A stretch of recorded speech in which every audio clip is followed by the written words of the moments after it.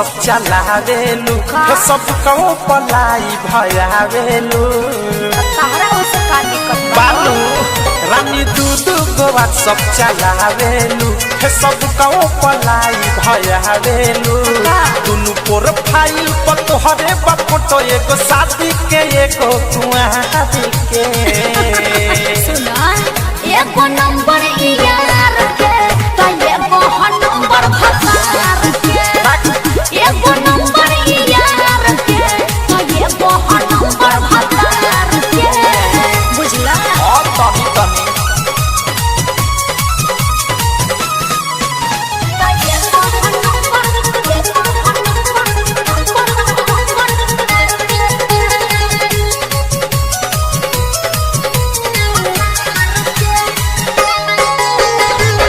तारू खुल के दुनू दिमाजा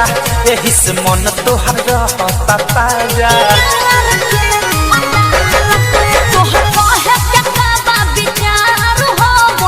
अभी ऑनलाइन बनी मैसेंजर पर नेट खोला के बेले बाबूटा जियो के सीमा हर के हक ससुराल के पर्सनल बात बा एगो नंबर यार के एगो नंबर भतार के एगो नंबर यार के एगो नंबर भतार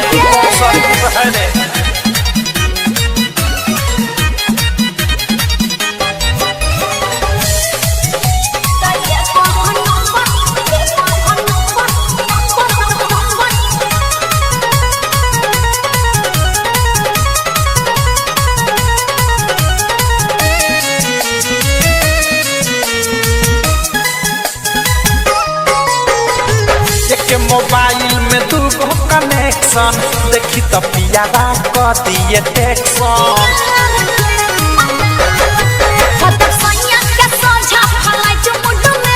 अच्छा सारा मैसेज रखबा पहले ही से डिलीट मार के और न बिहारी अवध से सक हो जाई कौआ जवार के तो सुन